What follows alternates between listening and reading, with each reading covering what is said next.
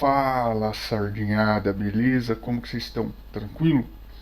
Fazendo mais um vídeo pro canal. E no vídeo de hoje a gente vai falar do SEQR11, Sequoia Properties. É um fundo que é de laje corporativa. Laje corporativa, ele é híbrido, né? Apesar de ter algumas lajes ali. E é um fundo que é bem pequenininho, ele é bem desconhecido, poucos cotistas. A base de cotista até está aumentando, mas ainda tem pouco. Um fundo que está bem limitado para crescimento, a gente vai falar disso. E, antes de mais nada, né, não é recomendação de compra nem de venda do ativo. Vocês que são responsáveis pelas decisões. Eu sou cotista do ativo, então o objetivo do vídeo é educacional, onde eu pego um conteúdo público, que é o relatório gerencial, e como consumidor, já que eu sou cotista, eu manifesto um pouquinho da minha visão sobre aquilo, mas sem viés nenhum de análise aprofundada ou recomendação, tá? Ajuda o canal, se inscreve, curte, compartilha, deixa um comentário aí, manda pro amigo, e se tiver algum inimigo e você não gostar do fundo, ou acreditar que o fundo vai pro buraco, manda pro inimigo também, beleza? Vamos lá pro vídeo. Falando então do Sequoia, eu tenho uma participação nele que é a parte rosa aqui do gráfico, né? Ela equivale a 2,09% da minha carteira no presente momento, lembrando que esses percentuais aí alteram todos os dias que tem mercado aberto, porque a cotação dos ativos oscila, né?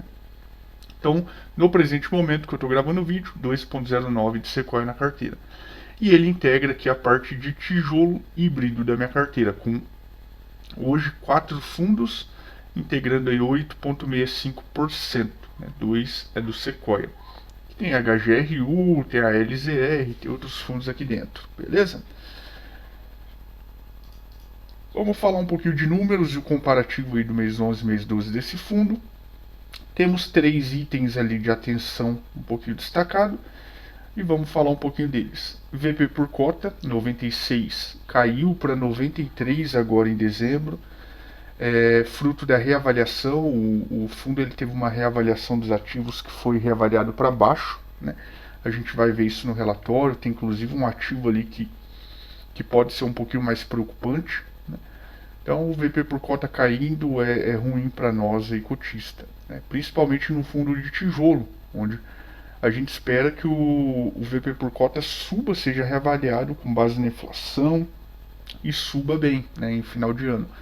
Mas aqui teve uma queda. O P sobre VP 0,64, 0,65, aqui ok para quem quer entrar no fundo, mas assim, esse item estando com todo esse desconto é um limitador aí de crescimento desse fundo, né? Então se tem gente que gosta muito do fundo, que espera que o fundo cresça e tal, aqui a gente já tem um limitador grande, né? O dividend yield mensal 1,06 foi para 1,09, então ficou meio que em linha com o mês anterior. O caixa de 0,56 foi para 3%. Esse aumento é porque o fundo fez uma emissão e captou 4 milhões nessa última emissão, então todo esse valor está em caixa. A emissão ainda está em aberto, então o fundo ainda está em período de emissão, né? Ele precisa captar o restante ali para fazer a aquisição de um imóvel de 16 milhões, né? Totalizando 20 milhões a emissão, mas ainda está meio enroscado. E na última live que o fundo fez, pelo menos para mim, houve ali uma visão de que talvez isso não vá para frente, e aí cancele essa emissão, inclusive devolvendo os 4 milhões ali já arrecadados, tá? Mas aí para terem mais informações aí assistam a live que hoje ficou gravada, né? É uma gravação, mas o vídeo da última live que eles fizeram ali, que eles falam um pouquinho disso, beleza? Cotistas, 4.600 subiu para 4.700, então uma subida bem tímida e uma base bem pequena de cotista. O resultado caiu um pouquinho, de 1.144 para 1.110, então caiu 34 mil reais aí. Aqui eu coloquei uma atenção porque assim, é óbvio que a gente não quer que caia, né? Mas está muito próximo, caiu muito pouco e a gente segue monitorando. As despesas totais De 14,94 subiu para 16,16. Aqui eu já coloquei uma atenção destacada porque está acima de 15%, que é o que eu julgo saudável, né? É um dos pontos que eu não gosto nesse fundo, a despesa cara, né? Talvez nesse período tenha aumentado um pouquinho mais ainda, por terem pago ali empresa de reavaliação, né? Em dezembro tem a reavaliação dos ativos, então é uma empresa totalmente desvinculada, né? Terceira, então teve custo disso e tal, então pode ser isso também que aumentou a despesa. E aí já volte abaixo de 15 no mês que vem. Mas ainda assim, né? Mesmo que abaixo de 15, ela já ficava muito próxima dos 15 ali na maior parte dos meses. Então é um item de atenção aí para repensar. Eu já enviei pergunta ali em lives e também já vi várias outras pessoas fazendo em live dos gestores, né? Pedindo a redução da taxa de gestão desse fundo, né? E eles já sinalizaram que existe um processo aí para essa redução. Então vamos aguardar, vamos acompanhar isso aí. A alavancagem de 0,3 para 2,93 subiu um pouquinho, mas ainda nesse percentual é tudo questões aí normais, não é alavancagem por dívida mesmo para pagar algum imóvel. Ele é bem concentrado, ele tem 5 imóveis, mas é fruto do tamanho do fundo, que é pequeno.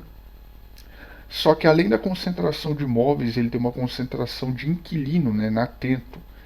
Então, são dois pontos que me geram desconforto e eu fico bem de olho, bem em cima disso aí, qualquer detalhe desse ponto. A gente vai falar mais no relatório. 0% de vacância e FIIs com o Sequoia no portfólio, 4 FIIs, sendo 2 deles da Capitânia. Vamos falar um pouquinho do relatório gerencial do mês 12 de 2022. Então estamos aí no relatório do fundo. Relatório de dezembro. Vamos pegar os trechos em destaque. Aqui ele começa falando, então, o primeiro destaque que ele faz é a avaliação anual dos imóveis, né, feita por essa empresa aqui, Birswanger Brasil, né, com um nome diferente aqui. Aqui ele fala da reavaliação de novo dos ativos. Erraram bonito aqui na data. O estagiário lá do RI apertou teclas tudo a mais aqui. Já dá para perceber logo nesse ponto aqui, ó, que em dois campos eles falam da reavaliação, só que em nenhum deles eles citam o resultado dessa avaliação, né? Sempre que a coisa é muito boa, o destaque já vem logo de cara, né? Os ativos foram reavaliados em 15%. Eu não duvido nada que o 15% não tivesse aqui gigantesco, né? 15% de reavaliação e tal. Mas como a reavaliação não foi muito boa, né? Então ela fica meio que tem um destaque aqui, mas não fala enquanto que foi reavaliado, né? Aqui o gestor fala sobre a live que ele tem mensal, né? Que eles fazem aí para falar do relatório, para falar da situação do fundo, dos inquilinos.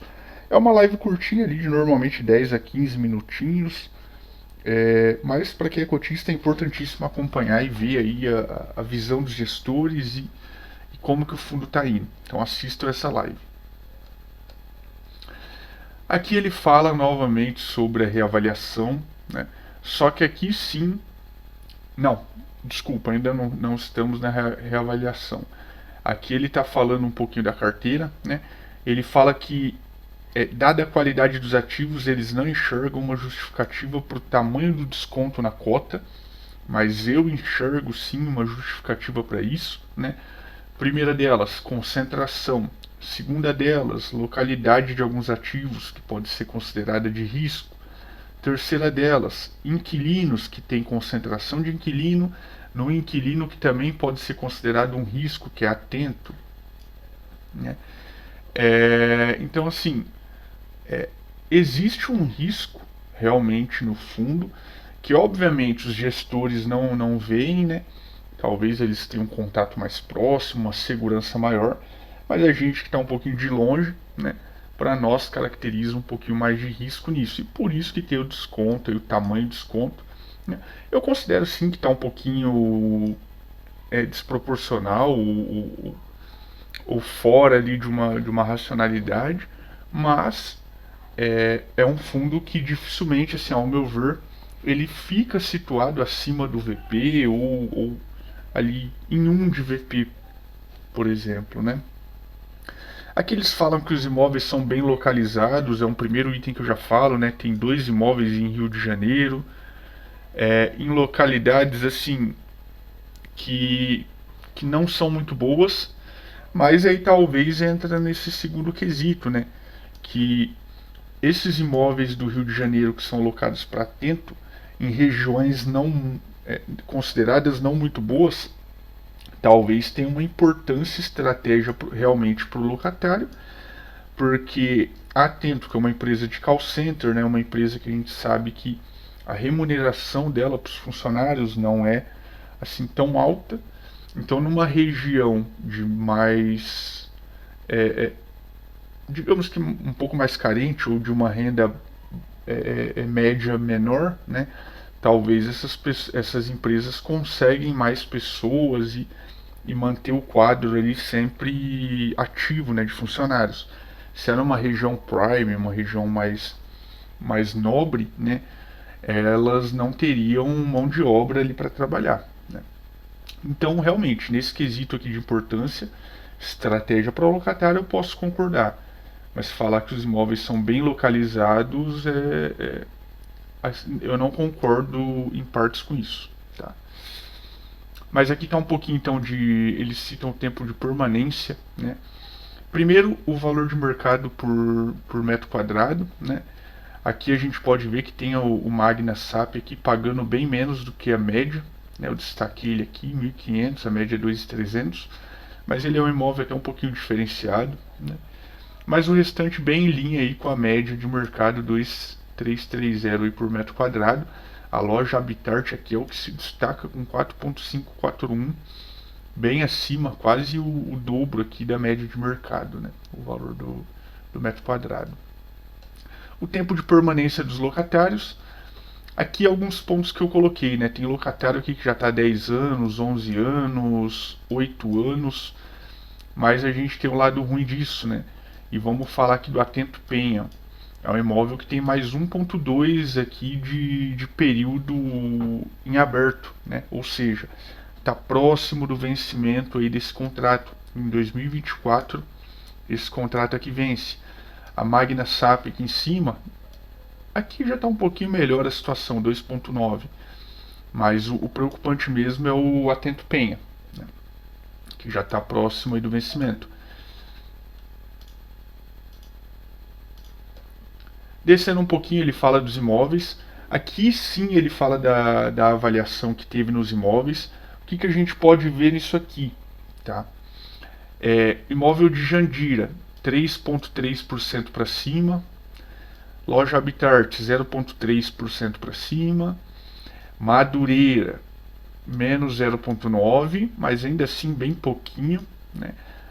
Agora o Penha, menos 21% aqui de avaliação, tá? Ele caiu de 22 no laudo de 2021 para 17 no laudo de 2022. Então vamos lá. E aqui o Magna SAP mais 2.9, né? O Penha que levou a avaliação do fundo completamente para baixo, ó, terminando aí em menos 2% do PL, de 155 para 152, né?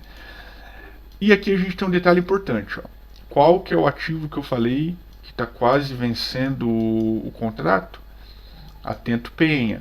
É um ativo que foi uma empresa terceira especializada nisso e viu que a avaliação de 2021 não estava condizente.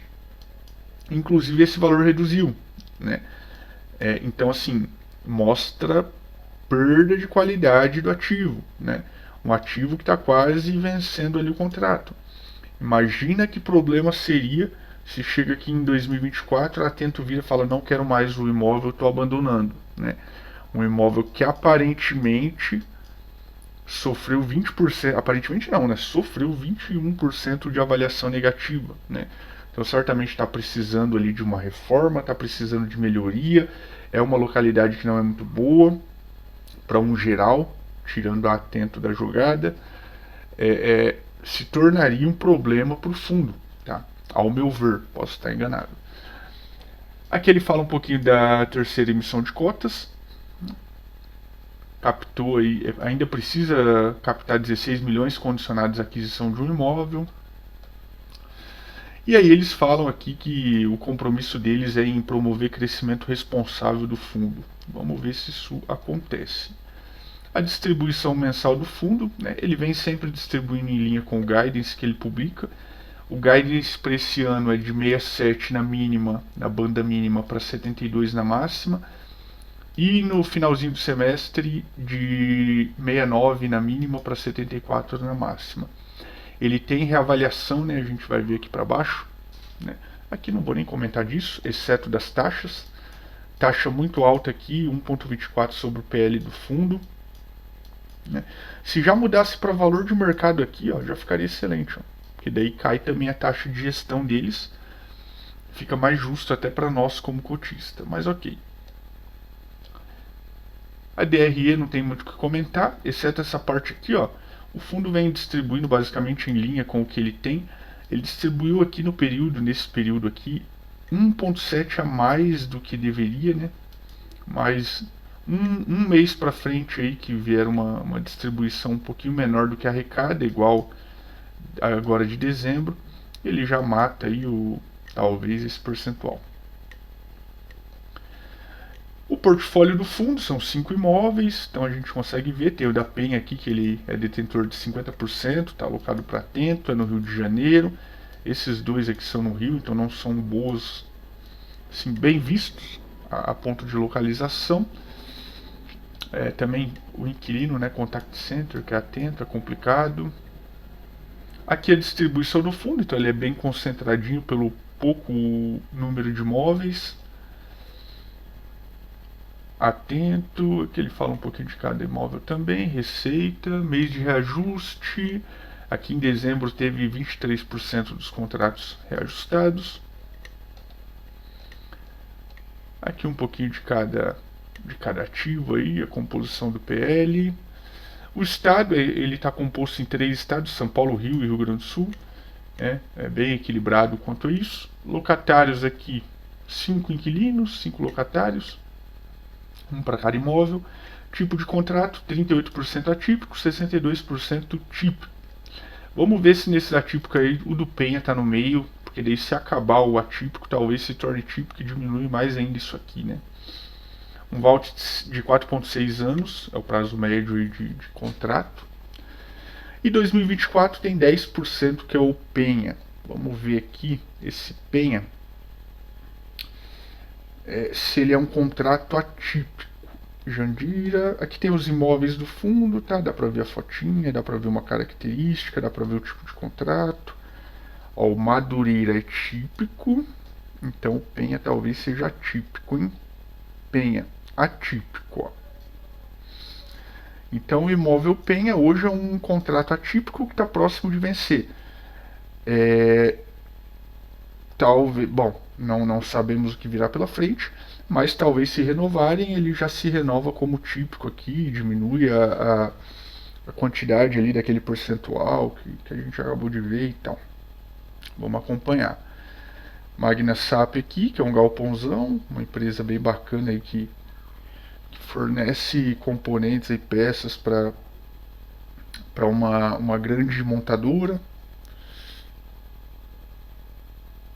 Ó, aqui já até fala qual que é a montadora, né? Planta GM. Aqui é o imóvel do fundo, então bem próximo aí da planta. E por fim é isso, é um pouquinho do fundo, é um fundo mais pequenininho. É um fundo que eu tenho uma parcelinha nele. Eu não sei até quando que eu vou permanecer com essa parcela, vou estudar aí porque eu estou fazendo umas mudanças na carteira. Mas por hora eu sou cotista, continuo cobrindo aí esses relatórios aí com uma posição de consumidor do fundo, beleza? Forte abraço a todos e bons investimentos.